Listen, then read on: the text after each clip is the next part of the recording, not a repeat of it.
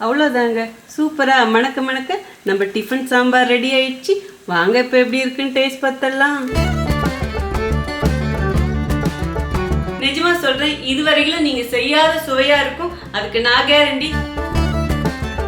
கை நிறைய எடுத்து வாய் நிறைய சாப்பிட்ருவோம். Hi friends, welcome to cook with Sangeetha. இன்னைக்கு நம்ம பார்க்க போறது ரொம்ப இன்ட்ரெஸ்டிங்கான ரெசிபி. ஆமாங்க, நீங்க ரொம்ப நாளா கேட்டுட்டு இருந்தீங்க, அக்கா டிஃபன் சாம்பார் செஞ்சு காமிங்கன்னு சொல்லிட்டு உங்களுக்காகவே இன்னைக்கு ரொம்ப ஸ்பெஷலாகவும் சிம்பிளாவும் இந்த டிஃபன் சாம்பார் வச்சு காட்ட போறேன். நான் எப்படி செய்யறனோ அதே மெத்தட்லயே செய்யுங்க. நிஜமா சொல்றேன், இதுவரையிலும் நீங்க செய்யாத சுவையா இருக்கும். அதுக்கு நான் கேரண்டி. ஏன்னா நம்ம செய்யற மெத்தடும் அதுல போடக்கூடிய பொருட்களும் அந்த சுவையை கொடுக்கும். இந்த ரெசிபியை நான் எந்த ஸ்டைல செஞ்சு காட்ட போறேன்னா, நான் பெங்களூர் டு சேலம் போகும்போது அங்க ஒரு ஹோட்டல்ல சாப்பிட்டேன். அந்த சாம்பார் எனக்கு ரொம்ப ரொம்ப பிடிச்சது. சோ அதே ஸ்டைலே இன்னைக்கு உங்களுக்கு செஞ்சு காட்ட போறேன். இந்த டிஃபன் சாம்பார் எல்லா விதமான டிஃபனுக்கும் சாப்பிடலாம். மெயினா இட்லி, தோசை, பொங்கல் இதுக்கெல்லாம் அவ்வளோ ருசியா இருக்கும். ஆனா இன்னைக்கு ரொம்ப எளிமையான முறையில சங்கீதா ஸ்டைல்ல செஞ்சு காட்ட போறேன். நம்ம சேனலை யாரெல்லாம் இன்னும் சப்ஸ்கிரைப் பண்ணலையோ சப்ஸ்கிரைப் பண்ணுங்க. ப்ளீஸ் கீழே இருக்கிற பெல் பட்டன்ல மறக்காம ஆள் கொடுங்க. அப்பதான் நான் போற வீடியோ உங்களுக்கு உடனே வரும். வாங்க இப்ப எப்படி செய்யறதுன்னு பார்க்கலாம். இப்போ டிஃபன் சாம்பார் பண்றதுக்கு ஒரு குக்கர் எடுத்துக்கிட்டேங்க. ஃபர்ஸ்ட் நம்ம பருப்பு வேக வச்சுக்கலாம். பாசி பருப்பு 1/2 கப் எடுத்திருக்கேன். நீங்க கப்ல வேணாலும் எடுக்கலாம், இல்ல டீ குடிக்கிற கிளாஸ்ல வேணாலும் எடுக்கலாம். ஸோ நான் எடுத்திருக்கிறது 1/2 கப். இப்போ அதுவும் குக்கர்லேயே போட்டுக்கலாங்க. எந்த கப்பில் பாசி பருப்பு எடுத்தனும் அதே கப்லேயே பருப்பு 1/2 கப் எடுத்துருக்கேங்க. இப்போ அதுவும் இதிலே போட்டுக்கலாம். இந்த சாம்பாரோடைய ஸ்பெஷலே நம்ம பாசிப்பருப்பு போறதான். பாசிப்பருப்பு போடும்போதும் சாம்பார் டேஸ்ட் சூப்பரா இருக்கும். பாசிப்பருப்பு 1/2 கப், பருப்பு 1/2 கப். ஸோ இந்த அளவு போட்டிங்கன்னா தான் சாம்பார் டேஸ்ட் நல்லா இருக்கும். இப்போ இது நல்லா கழுவி எடுத்துட்டு வந்துடுறேங்க. நல்லா கழுவியாச்சுங்க. இப்போ இந்த பருப்பு வேகிற அளவுக்கு தண்ணி ஊற்றிக்கலாம். ரொம்ப அதிகமாக ஊற்றாதீங்க, தண்ணி விசில் வரும்போதும் வெளியே வந்துடும். பாசிப்பருப்பும் பருப்பும் கிராம் கணக்கில் பார்த்தீங்கன்னா 100 கிராம் இருக்கும். இப்போ இதில் தேவையான மற்ற பொருட்களும் போட்டுக்கலாங்க. 1/2 டீஸ்பூன் மஞ்சள் பொடி போட்டுக்கலாம். 1/2 டீஸ்பூன் ஜீரகம் போட்டுக்கலாம். இந்த சாம்பாருக்கு ஜீரகம் நிறைய போட்டால் சூப்பராக இருக்குங்க டேஸ்ட்டு. வெந்தயம் 1/4 டீஸ்பூன் போட்டுக்கலாங்க. இதுலேயே 1/2 டீஸ்பூன் எண்ணெய் விட்டுக்கலாங்க. நான் ஊற்றி இருக்கிறது தேங்காய் எண்ணெய் தாங்க. இந்த ரெசிபி ஃபுல்லாகவே நான் தேங்காய் எண்ணெயில் தான் செய்வேன். நீங்கள் ரெகுலராக என்ன எண்ணெயில் யூஸ் பண்ணுறீங்களோ அதுலேயும் செய்யலாம். போட வேண்டிய பொருட்கள் இவ்வளோ தாங்க. இப்போ குக்கர் மூடிடலாம். குக்கரும் மூடியாச்சுங்க. இப்போ ஸ்டவ் ஆன் பண்ணிடலாம். அடுப்பணல் மீடியமாக வச்சு இதை 3 விசில் விட்டுறலாங்க. 3 விசில் வந்துடுச்சு. இப்போ ஸ்டவ் ஆஃப் பண்ணிடலாங்க. இப்போது குக்கர் ஆவி போகிறதுக்குள்ளே நம்ம சாம்பாருக்கு வதக்கலாங்க. அதுக்கு ஸ்டவ் ஆன் பண்ணி ஒரு பாத்திரம் வச்சுட்டேன். தேவையான அளவு எண்ணெய் ஊற்றிக்கலாங்க. அடுப்பணல் இப்போ கம்மியாக வச்சுடுங்க. 1/2 டீஸ்பூன் கடுகு இதிலே போட்டுக்கலாங்க. கடுகு பொரியுது. இதிலே ஜீரகம் 1/2 டீஸ்பூன் போட்டுக்கலாங்க. வெந்தயம் 1/4 டீஸ்பூன் போட்டுக்கலாம். ஒரு கைப்பிடி சின்ன வெங்காயமும் போட்டுக்கலாம். 3 காஞ்ச மிளகாய் முழுசாக போட்டுக்கலாம். கட்டி பெருங்காயம் சின்னதாக 3 துண்டு போட்டுக்கலாம். சப்போஸ் கட்டி பெருங்காயம் இல்லைன்னா தூள் பெருங்காயம் 1 டீஸ்பூன் போட்டுக்கோங்க. கொஞ்சமாக கருவேப்பிலையும் போட்டுக்கலாம்.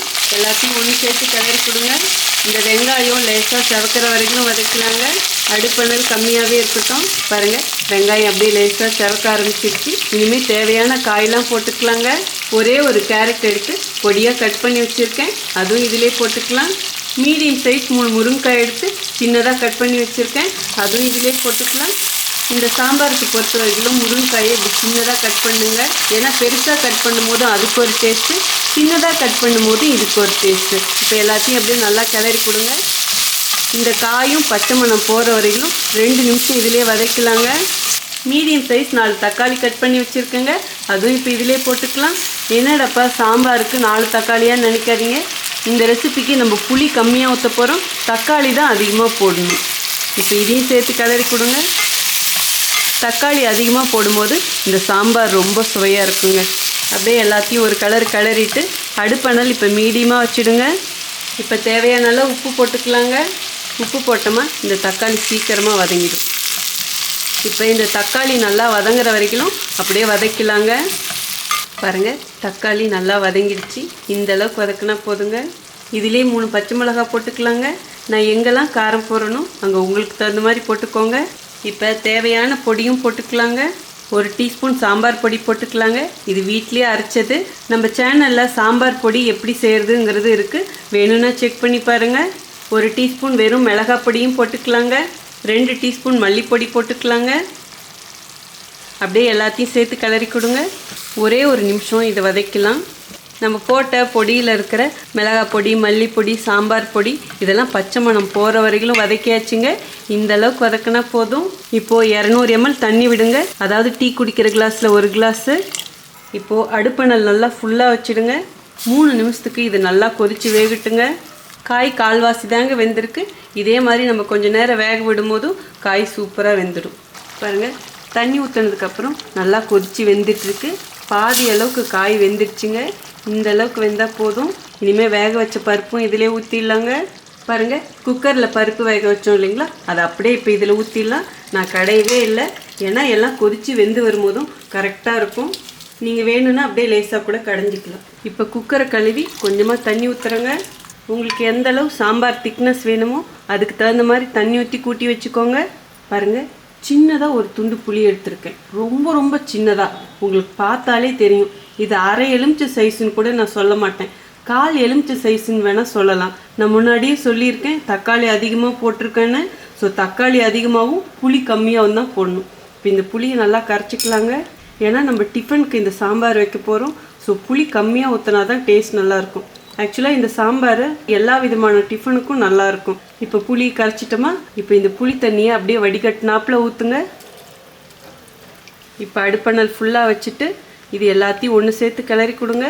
எனக்கு டிஃபன் சாம்பாருக்காக இருந்தாலும் சரி, சாப்பாட்டுக்காக இருந்தாலும் சரி, ரொம்ப திக்காக இருந்தால் பிடிக்காது, கொஞ்சம் தண்ணியாட்டம் இருந்தால் பிடிக்கும். அதே மாதிரி பருப்பு அங்கங்கே இப்படி கொஞ்சம் இருக்கணும். ஸோ எனக்கு அப்படி இருந்தால் ரொம்ப பிடிக்கும். இப்போ நல்லா கிளறி கொடுத்துட்டு உப்பு, காரம், புளி எல்லாம் கரெக்டாக இருக்கான்னு டேஸ்ட் பாருங்கள்.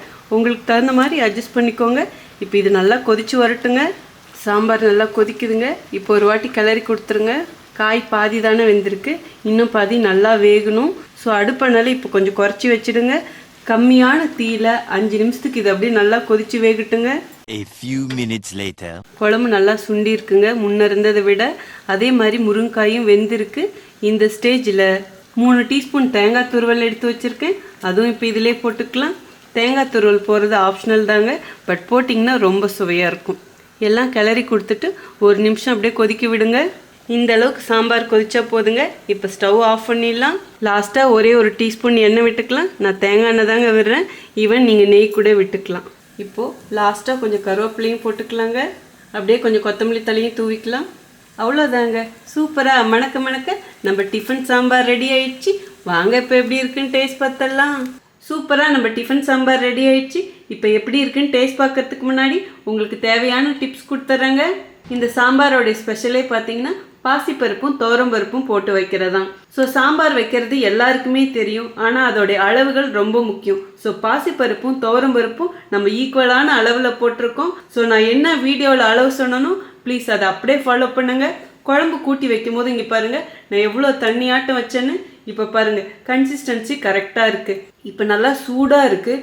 இது கொஞ்ச நேரம் சூடாருன்னா இன்னும் கூட கொஞ்சம் திக்காகும். ஸோ அதனால் கூட்டி வைக்கும் போதே அதுக்கு தகுந்த மாதிரி பார்த்து கூட்டி வைக்கணும். அதே மாதிரி நம்ம சின்ன வெங்காயம் போட்டிருக்கோம், நிறைய ஜீரகம் போட்டிருக்கோம், வெந்தயம் போட்டிருக்கோம். ஸோ நான் எந்த இடத்துலாம் இது போட்டனோ அதே மாதிரி நீங்களும் போடுங்க. அப்போ தான் சுவை கூடுதலாக இருக்கும். அதே மாதிரி ஒவ்வொரு காய்க்கும் ஒரு டேஸ்ட் இருக்குது.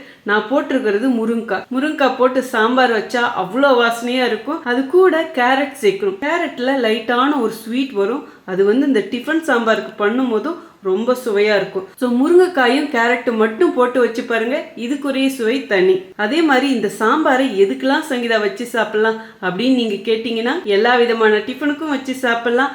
மெயினா இட்லி, தோசை, பொங்கல் இதுக்கு அடிச்சுக்க ஆளே இல்லைன்னு சொல்லலாம். அந்த அளவுக்கு இந்த சாம்பார் சூப்பரா இருக்கும். அது மட்டும் இல்லை, இதுல கொஞ்சமா தேங்காய் போட்டிருக்கேன். அதுவும் இந்த சாம்பாருக்கு நல்ல சுவை கொடுக்கும். நீங்க இதை டிஃபனுக்கும் வச்சு சாப்பிடலாம், அவசரத்துக்கு சாதத்துக்கும் வச்சு சாப்பிட்டு பாருங்க, அதுவும் சுவையா இருக்கும். ஆனா நீங்க புளி அதிகமா ஊத்திட்டீங்கன்னா கண்டிப்பா டிஃபனுக்கு வச்சு சாப்பிடும் போதும் நல்லா இருக்காது. ஸோ கொஞ்சமா ஊத்துனீங்கன்னா நீங்க டிஃபனுக்கும் வச்சுக்கலாம், சாதத்துக்கும் வச்சுக்கலாம். ஸோ சின்ன வெங்காயம் இருந்தால் கண்டிப்பா சின்ன வெங்காயம் போட்டு வைங்க. சப்போஸ் இல்லைனா மட்டும் பெரிய வெங்காயம் போடுங்க. அதே மாதிரி இந்த ரெசிபியில முக்கியமா நீங்க கவனிக்க வேண்டியது பாசிப்பருப்பு கண்டிப்பா போடணும். அதை விட இன்னொரு முக்கியமானது பார்த்தீங்கன்னா தக்காளி நிறைய போடுங்க, புளி ரொம்ப கம்மியா ஊத்துங்க. ஸோ இப்போ நான் சொன்ன ஒவ்வொரு டிப்ஸும் அப்படியே ஃபாலோ பண்ணி செய்யுங்க. நிஜமா சொல்றேன், இந்த சாம்பார் அப்படி இருக்கும், அப்படியே அல்டிமேட்டா இருக்கும். நீங்கள் எந்த ஊரில் எந்த நாட்டில் இருந்தாலும் சரி, நம்ம ஊர் ஹோட்டலில் சாப்பிட்டா எப்படி இருக்கும் அதே சுவையில் இருக்கும். பார்த்தீங்கன்னா சரவண பவன், அடையார் ஆனந்த பவன்லாம் சாப்பிட்டிங்கன்னா என்ன சுவையில் இருக்குமோ அதே சுவையில் இருக்கும். மெயினாக பார்த்தீங்கன்னா இதில் நம்ம சாம்பார் பொடி போட்டிருக்கோம் பார்த்தீங்களா, அதுவும் நல்ல ஒரு டேஸ்ட் கொடுக்கும். அது மட்டும் இல்லைங்க, இன்னொன்று சொல்ல மறந்துட்டேன், கட்டி பெருங்காயம் போட்டிங்கன்னா அம்புட்டு ருசியாக இருக்கும், அப்படியே வாசனையாக இருக்கும். ஸோ கண்டிப்பாக உங்கள் எல்லாருக்கும் இந்த ரெசிபி ரொம்ப யூஸ்ஃபுல்லாக இருக்கும். இந்த அளவுக்கு நீங்கள் தெரிஞ்சுக்கிட்டாலே இந்த டிஃபன் சாம்பாரை சூப்பராக செஞ்சிடலாங்க. இப்போ எப்படி இருக்குன்னு டேஸ்ட் பார்த்தலாம். நான் போய் இட்லி எடுத்துகிட்டு வந்துடுறேங்க. சுட சுட இட்லி துணியில் ஊற்றின இட்லி சொல்லணுமா என்ன, அவ்வளோ சூப்பராக இருக்குங்க. மணக்க டிஃபன் சாம்பார். ஸோ இன்றைக்கி இட்லி கூட வச்சு தான் உங்களுக்கு சாப்பிட்டு காட்ட போகிறேன். இப்போ அப்படியே இட்லி நல்லா புட்டு சாஃப்டான இட்லி சாப்பிட்றதுக்கு சொல்லி தரணுமா என்ன, அப்படியே சாம்பாரில் நல்லா நினச்சி சாப்பிட்ருவோங்க. கை நிறையா எடுத்து வாய் நிறையா சாப்பிட்ருவோம். ஓ மை காட், சும்மா அப்படி இருக்குது, நிஜமாக சொல்கிறேன். அப்படியே ஹோட்டலில் நம்ம சாம்பார் சாப்பிடுவோம்ல அதே மாதிரி இருக்குது. வா சூப்பருங்க, சான்ஸே இல்லை. இதெல்லாம் பொங்கலுக்கு வச்சு சாப்பிட்டிங்கன்னா அப்படியே அமிர்தமாக இருக்குங்க. அப்படியே அந்த முருங்காயோட வாசனை தெரியுது. அதே மாதிரி அந்த கேரட் லைட்டான ஒரு ஸ்வீட்டு, அது மட்டும் இல்லை அந்த பாசி பருப்பு போட்டோம் பார்த்தீங்களா, அங்கே இருக்குது விஷயம். அதே மாதிரி ஜீரகம் நிறையா போடுங்க, டேஸ்ட்டு சூப்பராக இருக்கும். இந்த தக்காளி கூட அதிகமாக போட்டோம் பார்த்தீங்களா, அது செம்மையாக இருக்குது. அப்படியே சாப்பிட்டுக்கிட்டே இருக்கணும் போல் இருக்குது. நிஜமாக சொல்கிறேன், இட்லி காலி ஆகுதோ இல்லையோ சாம்பார் கண்டிப்பாக காலி ஆகிடுங்க. 4 இட்லி சாப்பிட்றவங்க இன்னும் 2 இட்லி கூட்டி சாப்பிடுவாங்க, அந்த அளவுக்கு சுவையாக இருக்க. அப்படியே வெங்காயம்லாம் சின்ன வெங்காயம் முழுசாக போட்டோம் பார்த்தீங்களா, அங்கேயும் இருக்குது விஷயம். இப்படி அடுக்கிட்டே போகலாம். உங்ககிட்ட பேசிக்கிட்டே ஒரு இட்லி காலி பண்ண போகிறேன், அந்த அளவுக்கு பிரமாதமாக இருக்குது. அது மட்டும் இல்லை, நம்ம போட்ட அளவுகள் எல்லாமே அவ்வளோ பர்ஃபெக்டாக இருக்குது. அதாவது இந்த குழம்போடைய கன்சிஸ்டன்சியிலேருந்து இதில் போட்ட காரம், உப்பு, புளி எல்லாமே பர்ஃபெக்டாக இருக்குது. நான் எப்பயுமே சொல்கிறதான், ப்ளீஸ் நான் சொல்கிற அளவை ஃபாலோ பண்ணுங்கள். அதே மாதிரி ரெசிபி செய்யறதுக்கு முன்னாடி 1 வாட்டி 2 வாட்டி வீடியோவை நல்லா கவனித்து பாருங்கள். எங்கேயாவது நீங்கள் ஒரு சின்ன தவறு பண்ணால் கூட கண்டிப்பாக டேஸ்ட் மாறும். ஸோ நல்லா கவனிச்சுட்டு இதே மாதிரி செய்யுங்க, அம்பட்டு ருசியாக இருக்கும். இது வரைக்கும் நீங்கள் சுவைக்காத சுவையாக இருக்குங்கிறதுல 100% நான் கேரண்டி கொடுக்குறேன். மெயினாக இது பிகினர்ஸுக்கெலாம் ரொம்ப யூஸ்ஃபுல்லாக இருக்கும். ஸோ நீங்களும் இதே மாதிரியே செஞ்சு பார்த்துட்டு ப்ளீஸ் எப்படி இருக்குன்னு சொல்லிட்டு கமெண்ட் பாக்ஸில் சொல்லுங்கள். உங்களுக்கு இந்த ரெசிபி பிடிச்சதுன்னா ப்ளீஸ் மறக்காமல் ஃபஸ்ட்டு ஒரு லைக் கொடுத்துருங்க. ரொம்ப பிடிச்சதுன்னா உங்கள் ஃப்ரெண்ட்ஸ் அண்ட் ஃபேமிலிக்கு ஷேர் பண்ணுங்கள். நீங்கள் இதுவரையில் கொடுத்துட்ருக்க அன்புக்கும் ஆதரவுக்கும் ரொம்ப நன்றி. உங்களுக்கு என்ன ரெசிபி வேணுமோ ப்ளீஸ் அதுவும் கமெண்ட் பாக்ஸில் சொல்லுங்கள். இதே மாதிரி அடுத்த ஒரு ஸ்பெஷல் வீடியோவில் உங்களை சந்திக்கிறேன். Until then, see you, bye bye, love you all.